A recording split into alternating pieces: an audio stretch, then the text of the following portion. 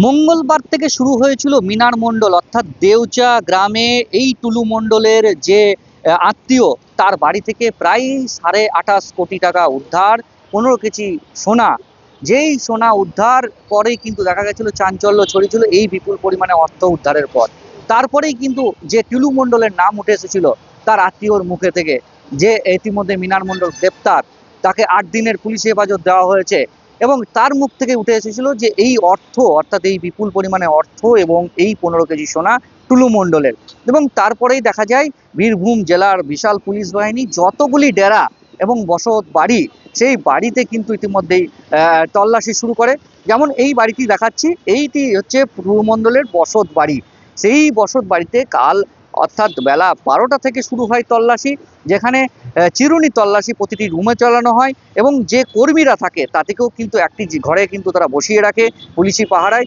তো তারপরেই কিন্তু সমস্ত বাড়ি আনাচে কানাচে কিন্তু তল্লাশি শুরু হয় এবং সেই তল্লাশিতে দেখা যায় এই বসত বাড়িতে সেভাবে কোনো কিছু না পাওয়া গেলেও যে বাগান বাড়ি অর্থাৎ জীবধরপুর গ্রাম, অর্থাৎ এই বাড়ির 100 মিটার দূরত্বে 150 মিটার দূরত্বে একটি বাগান বাড়ির অফিস রয়েছে।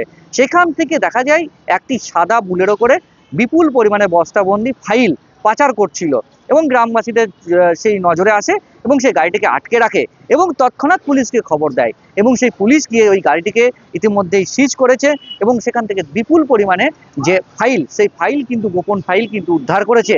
এবং পাশাপাশি বলে রাখি যে এই মুহূর্তে যে টুলু মণ্ডলের বসত বাড়ি থেকে সেরকম কোনো অর্থ বা অলংকার উদ্ধার হয়নি।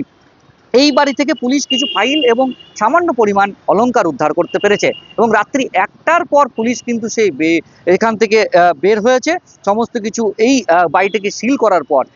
প্রত্যেকটি বাড়ির যে রুম অর্থাৎ রয়েছে প্রত্যেকটি বাড়িতে কিন্তু ইতিমধ্যে তালা মেরে দেওয়া হয়েছে এবং ইতিমধ্যে এই বাড়িতে কিন্তু পুলিশ পাহারা রাখা হয়েছে। তবে কোনো অজ্ঞাত পরিচয় ব্যক্তি আসলেই তাকে প্রশ্ন করা হবে। এবং পাশাপাশি দেখতে পাচ্ছ এই যে পুলিশের যে তালা মেরে দেওয়া, সমস্ত জায়গায় কিন্তু তালা দিয়ে দেওয়া এবং ইতিমধ্যে পাহারা দেওয়া কিন্তু ইতিমধ্যে রেখেছে।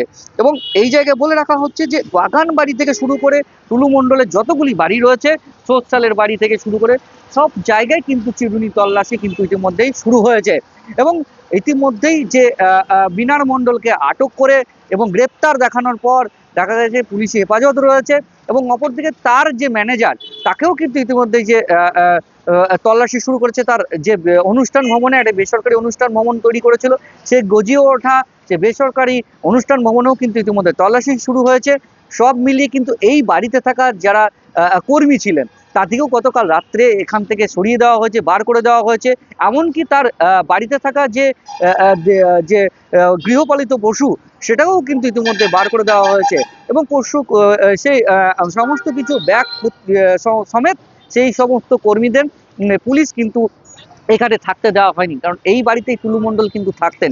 এই সিউড়ির যে 16 নম্বর ওয়ার্ড রয়েছে সেই 16 নম্বর ওয়ার্ডের এই সামনে জনবহুল এলাকায় তার বাড়ি এবং ঠিক তার 100 মিটার দূরেই দেখতে পাচ্ছে যে তার একটা বিশাল বিলাস একটি যে বিল্ডিং ইতিমধ্যে যে আনকমপ্লিট হয়ে পড়ে রয়েছে, যেটি তৈরি করা হচ্ছিল, ঠিক এটি কিন্তু টুলু মণ্ডলের। এটিতে হয়তো তিনি নার্সিংহোম বা চিকিৎসা বা বেসরকারি মেডিকেল কলেজ বানানোর একটা পরিকল্পনা যে নিয়েছিল, যদি রাজ্যের তৃণমূল সরকার ক্ষমতায় থাকলে এইখানেই কিন্তু মেডিকেল কলেজ করার একটা পরিকল্পনা নেওয়া হয়েছিল।